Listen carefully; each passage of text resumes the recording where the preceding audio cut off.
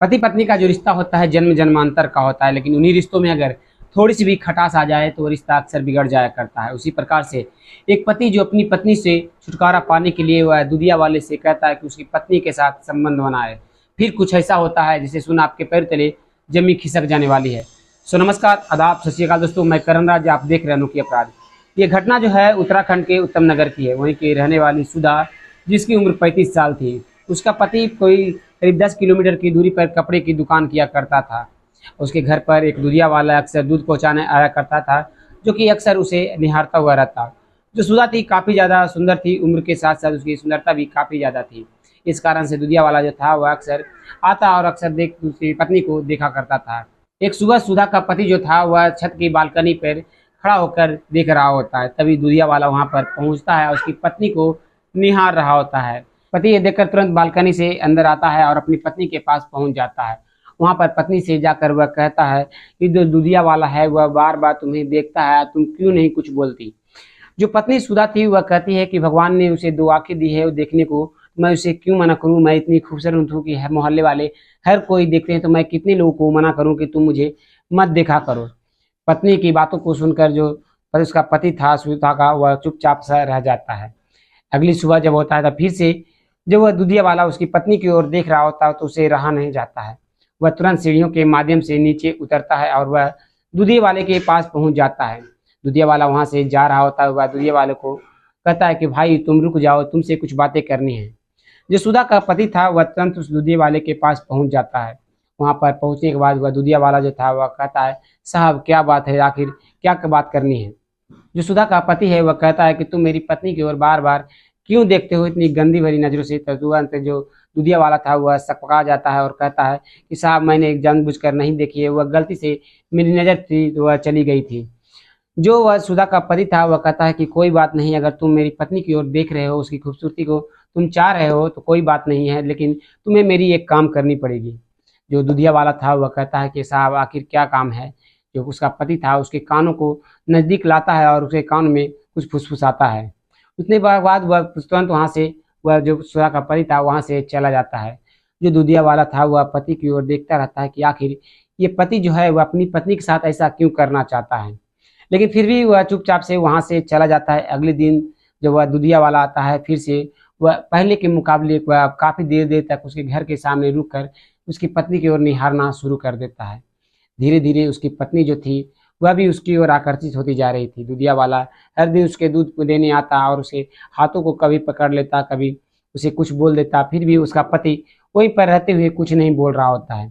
पत्नी ये देखकर वह भी चुप रहती कि उसका पति जो है उसकी खूबसूरती को समझ चुका है कि उसकी खूबसूरती देखकर गाँव मोहल्ले के जो लोग हैं वह उसकी तारीफें किया करते हैं, उसकी खूबसूरती की बड़ाइयाँ किया करते हैं। इस कारण से उसका पति चुप है। धीरे धीरे जो दूध वाला था वो उसकी पत्नी की ओर आकर्षित हो रहा था और वह जो सुधा थी वह भी उसकी ओर आकर्षित होती जा रही थी। करीब 10 से 15 दिन गुजर गए। दूधिया वाला जो था वह एक दोपहर को जो सुधा के घर पर पहुंच जाता है। वहां पर पहुंचने के बाद जो सुधा थी वह घबरा सी जाती है कि आखिर दूधिया वाला इस टाइम क्यों आया है। वह दूधिया वाला जो था वह तुरंत उसके कदमों में गिर कर उसे गुलाब को देते हुए कहता है कि मैं आपसे प्यार करने लगा हूँ, आपसे के साथ मैं जीवन बिताना चाहता हूँ। जो सुधा थी वह इधर उधर ताकती है और उस दूधिया वाले को हाथ को पकड़कर तुरंत अंदर लेकर चली जाती है और कहती है कि ठीक है तुम मुझसे प्यार करते हो, लेकिन मेरे पति के सामने तुम कभी मत आना, क्योंकि मेरा पति जो है वह जान जाएगा तो तुम्हें जो कि आने नहीं देगा और तुम्हें से दूध भी नहीं लेने देगा। जो तुम चलो, जो हम दोनों बरामदे में बैठकर आराम से बातें करेंगे। वह दोनों जाते हैं और बरामदे में बैठकर बातें करते हुए रहते हैं। बातें करते करते वह दोनों एक दूसरे से प्यार भरी बातें करते हुए एक दूसरे के हाथों को पकड़कर वह बेडरूम में चले जाते हैं। बेडरूम में जाने के बाद वह दोनों एक दूसरे के साथ संबंध बनाना शुरू कर देते हैं। ये जो सिलसिला था अब हर दिन होने चला था और वह जो पति था वह अब समझ चुका था कि उन दोनों के बीच जो है अब वह संबंध बनना शुरू हो चुका है। सुधा का जो पति था वह दूधिया वाले से मिलता है और कहता है कि मेरी पत्नी के साथ तुम संबंध बनाते हो तो क्या वह खुश होती है। जो दूधिया होता है वह कहता है कि साहब वो काफ़ी ज़्यादा खुश होती है, वह मुझे छोड़ने का नाम नहीं लेती है। इस बात को सुनकर वह काफ़ी ज़्यादा मायूस होता है और कहता है कि ठीक है तुम अब उसे हर दिन खुश किया करना। अगले दिन जब होता है दूधिया वाला फिर से उस सुधा के पास पहुंचता है और दोनों के बीच संबंध बनना शुरू हो जाता है। करीब रात के 8 बज रहे होते हैं। पति काम पे से लौट कर आता है और वह तुरंत उस बेडरूम में अपने चला जाता है। बेडरूम में जाने के बाद एक कैमरा वहाँ से निकालता है और उस कैमरे को चेक करता है कि तो जो वीडियो रिकॉर्डिंग हुई है वह सही हुई है या नहीं। उस वीडियो रिकॉर्डिंग को देखकर वह तुरंत सुधा के पास जाता है और कहता है कि तुमसे मुझे डिवोर्स चाहिए। पति काफी घबरा सी जाती है कि आखिर तुम मुझे डिवोर्स क्यों लेना चाह रहे हो। तो जो सुधा का पति था वह सारी बातों से कहता है कि तुम्हारा अफेयर जो है उस दूधिये वाले से चल रहा है, जो मेरे पास सबूत है। तो सुधा थी वह कहती है कि आखिर तुम्हारे पास क्या सबूत है। तो वह तुरंत उस वीडियो को वह दिखा देता है, जिस कारण से सुधा जो होती है वह घबरा सी जाती है। वह तुरंत अपने पति के कदमों में गिर जाती है कि उसे माफ़ कर दे। लेकिन उसका पति जो था वह कहता है कि मुझे कुछ नहीं सुनना, मुझे तुमसे छुटकारा चाहिए, मुझे तुमसे डिवोर्स चाहिए।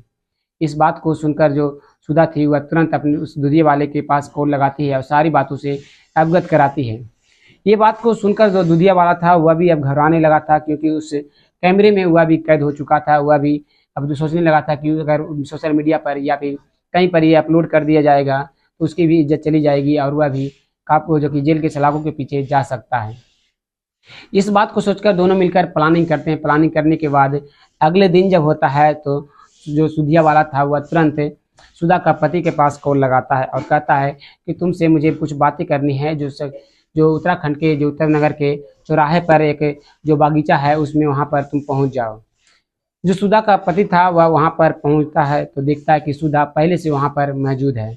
ये देखकर जो दूधिया वाला था वह कहता है कि आखिर तुमने ऐसा क्यों किया, तुमने ही तो कहा था कि तुम्हारी पत्नी के साथ मैं संबंध बनाऊँ और तुमने ही जो कि वीडियो रिकॉर्डिंग कर ली।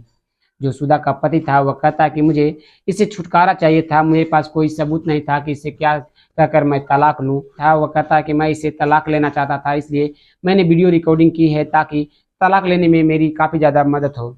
जो सुधा थी वह इस बात को सुनकर तुरंत कहती है कि उस वीडियो को तुम डिलीट कर दो, मैं तुमसे तलाक लेने को तैयार हूँ। लेकिन जो सुधा का पति था वह डिलीट करने को तैयार नहीं था। वह कहता है हम दोनों जो है अब कोर्ट में मिलेंगे। अब वो दोनों अब जो थे दूधिया वाला और सुधा काफ़ी ज़्यादा घबरा रहे थे और पति था वह वहाँ से जाने लगता है। इस चीज़ को देखकर जो दूधिया वाला था वह अब घबराता हुआ वहीं पे से एक डंडे को उठाता है और तुरंत दौड़कर उसके पैरों पर दे मारता है। सुधा का पति जो था वह वहीं पर गिर जाता है। सुधा तुरंत वहीं पे से एक पत्थर को, बड़े से पत्थर को उठाती है और तुरंत अपने पति के सर पर दे मारती है। इस कारण से पति जो था वह वहीं पर गिर जाता है और वह इस दुनिया को छोड़कर चला जाता है। तो वह दोनों वहाँ से भाग ही रहे होते हैं कि तभी वहाँ से पब्लिक जो थी, कुछ लोग जो थे वहाँ पर उन दोनों को देख लेते हैं। देख लेने के बाद तुरंत पुलिस को इन्फॉर्म की जाती है। पुलिस को इन्फॉर्म करने पर पुलिस वहाँ पर पहुँचती है और उन दोनों को गिरफ्तार कर लेती है। मौके पर गिरफ्तार कर उन दोनों को जो कि है कोर्ट में पेश किया जाता है। उस वीडियो रिकॉर्डिंग को भी वहाँ पर पेश किया जाता है। दोस्तों इस घटना में आपको किसकी गलती लगती है?